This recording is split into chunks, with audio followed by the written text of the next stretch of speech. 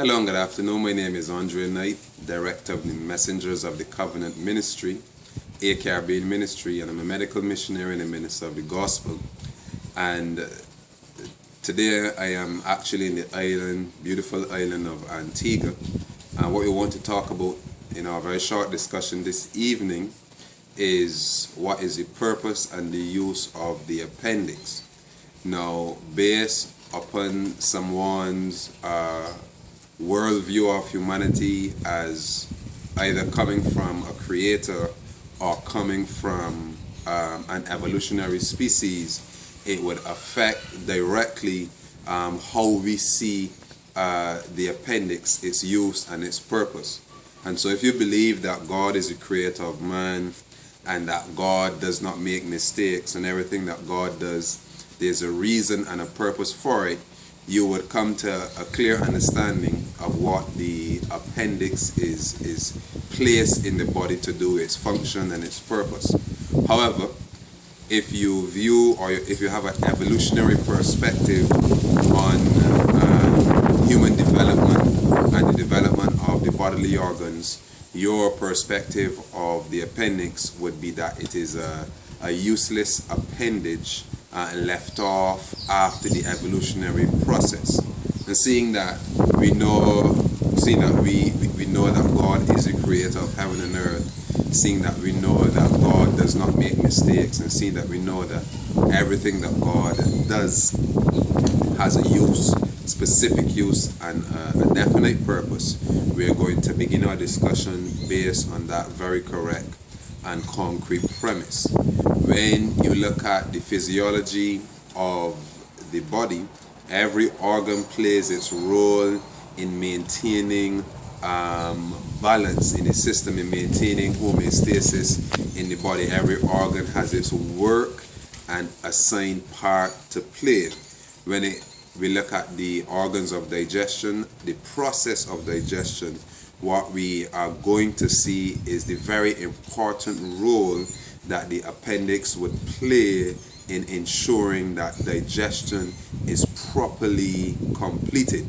And so here you have in front of me the virtual X-ray of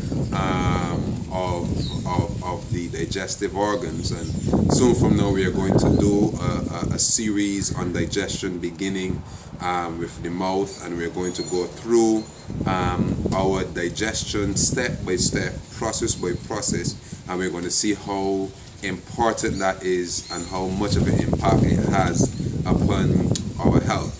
But today we want to just look at and answer a very important question, because many people have the perception or the mistaken concept rather that the appendix is of no use and that it is something that can be taken out without detriment to the way the body functions or without detriment to the health of the individual. And also people have that same or similar concept when it comes to the gallbladder, that you can just take it out if you get gallstones. It doesn't work like that. The body doesn't work like that, and neither does it has to be that way.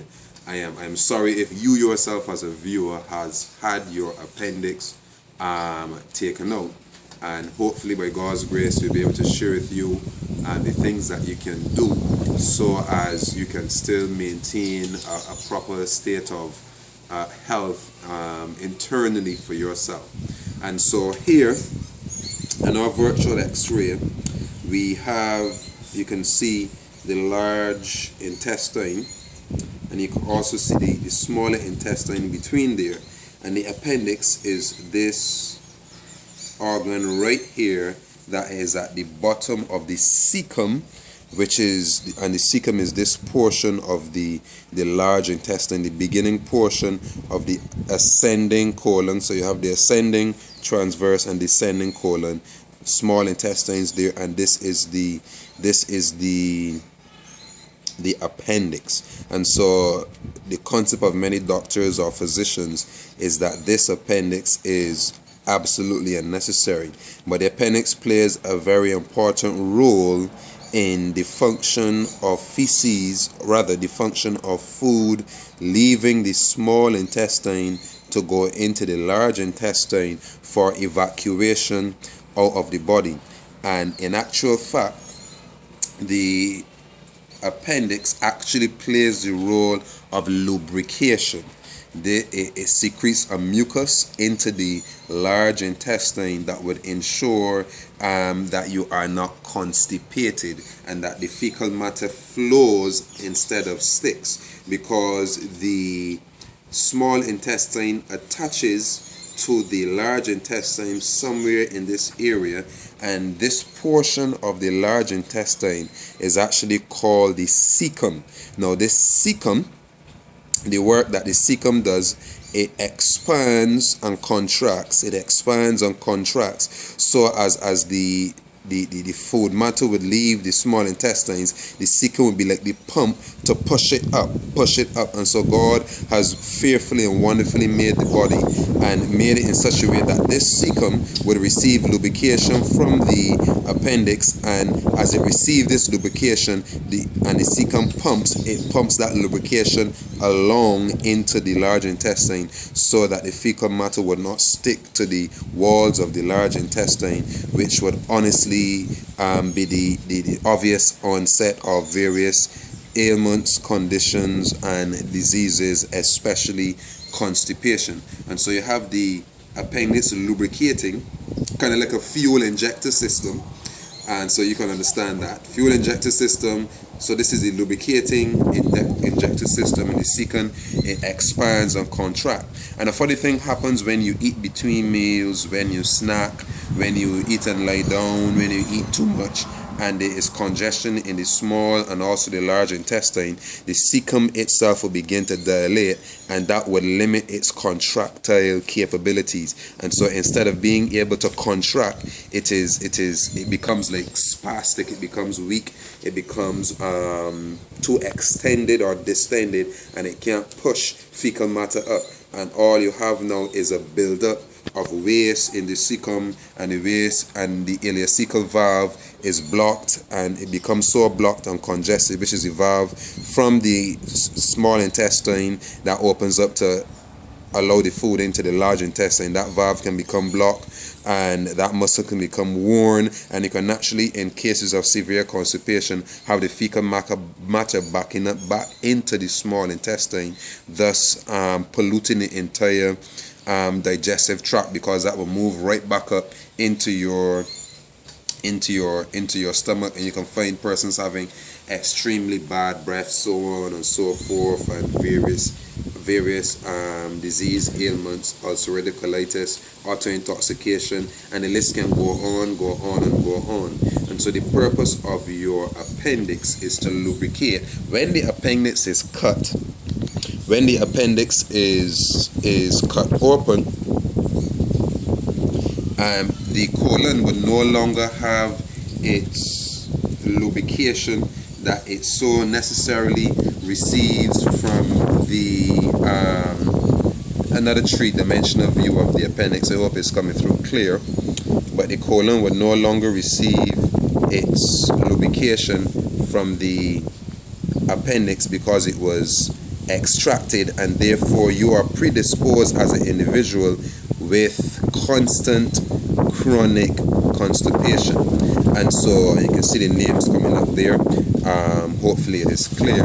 And so if your appendix has been removed, you are actually in constant danger of constantly being constipated. And so just want you to know that the appendix is a very, very, very important organ. Now, so when the appendix is removed, you're directly predisposed to chronic constipation. So there's a few things that you will have to do if you have had a removed appendix. You have to make sure that there is a lot of roughage in your diet, and you can't play with it. You can't be one that eats a lot of refined food, a lot of rice, a lot of pastas, a lot of potatoes, a lot of refined things that doesn't have enough fiber, because these things will cause constipation. You also need to pay very close attention to the sensations of the bowel signaling to you that you need to go and relieve the bowel.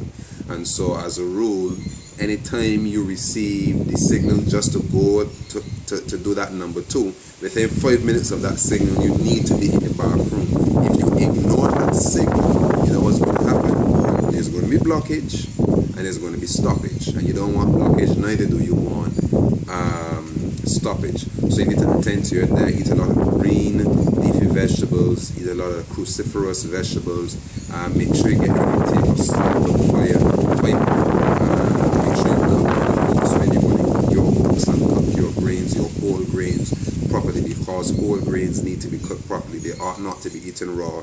We have a fad in eating oats raw. Really and truly, it's not healthy to eat oats raw, because oats as a grain needs to be properly hydrolyzed by cooking in order to be properly absorbed into the system. And so therefore, you can get your oats raw, you can get some roughage, you can get some fiber, but you're going to be causing the release of starch molecules in your bloodstream that can cause some scarring of even your brain tissue, because the starch molecules enter the bloodstream and they go everywhere in the body. So enough said.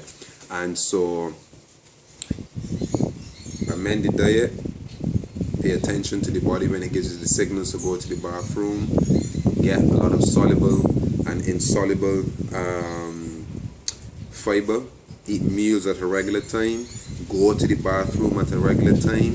And you can eat all the fiber in the world, but if you're not drinking adequate amounts of water, that same fiber that is supposed to help will be the same fiber that actually hinders. And so anytime you're talking about fiber in the body, you also need to talk about liquid in the body. So fiber and liquid that ensures, and water, not just juice, water, that would ensure that you are not constipated, and you're going to have to pay close attention to how you eat.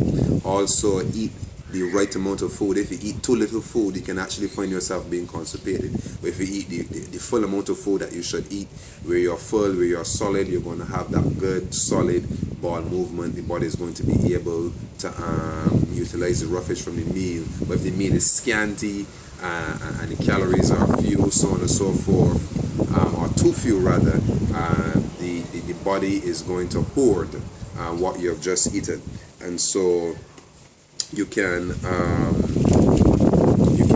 make sure you eat the correct amount of food. So that means if you have your appendix taken out, you can't play with breakfast, lunch and dinner, or breakfast and supper, whether or not you're on a 2 meal a day plan or 3 meal a day plan. You have to pay very close attention to how much food you eat and when you eat that food, because it is grossly important.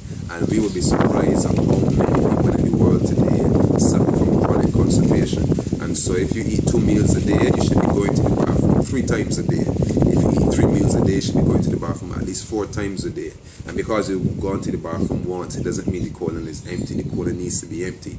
And so you need to retrain yourself if the colon is not functioning properly, so that you can be able to have proper bowel movement. But as I said earlier, we're going to go through a step-by-step series of videos on our digestion and how we are to be able to understand what digestion is, how the digestive process works, and what we can do to correct our bad habits and to ensure that we have proper digestion. Poor digestion means poor assimilation, which means poor evacuation as well, which means poor health, which means death. Proper digestion, proper assimilation, proper evacuation, and you're going to have so much less worries where your health is concerned. And so also you need to exercise, so that deep breathing and walking stimulates massage of the large intestines, which enable proper evacuation. You may also, as you use the toilet, you may want to put a stool up in front of you in the toilet, so that you can raise your legs up to be in a squatting position, so that the abdominal muscles are more empowered to bear down and to get the fecal matter out, where you have more strength. But the casual sitting position, reading a newspaper on the toilet, if you're eating healthy, you would never have time to read newspaper. It is in, out, gone, a few minutes. The moment you see that you need to have a newspaper while you're in the toilet, you are constipated. End of story. That is really how it goes. So those are a few things that you can do if you're constipated.